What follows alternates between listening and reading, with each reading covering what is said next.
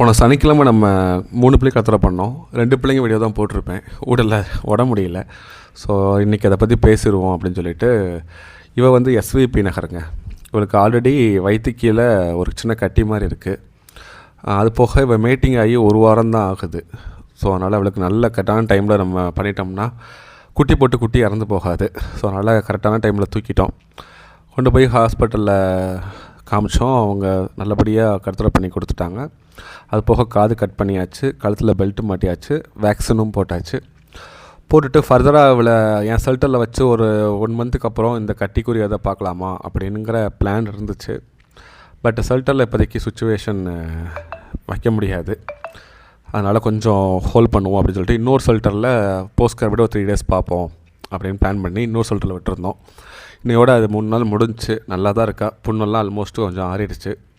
So இனி வந்து ஃபீடர்ஸ்ட்டை வந்து மானிட்டர் பண்ணாலே போதும். ஸோ அதனால் மறுபடியும் அவளை ஏரியாவிலே இறக்கி விட்டுட்டோம். இன்னும் ஒரு 1 மந்த் கழித்து அவளுக்கு வந்து அந்த கட்டிக்குரிய சர்ஜரி பண்ணணுமா என்ன எதுங்கிறது அடுத்து முடிவு பண்ணுவோம். ஏன்னா இப்போ தான் ஆப்ரேஷன் பண்ணியிருக்கோம். உடனே நம்ம முடிவு பண்ண வேணாம். கொஞ்சம் நாள் போகட்டும். அதுக்கு நம்ம மறுபடியும் அவளுக்கு ஆப்ரேஷன் பண்ணிடலாம் அப்படின்னு பிளான் பண்ணியிருக்கோம். ஓகேங்க, நான் ஃபர்தராக அப்டேட் பண்ணுறேன். இப்போ நல்லபடியாக ஏரியாவுக்குள்ளே போயிட்டா. நன்றிங்க.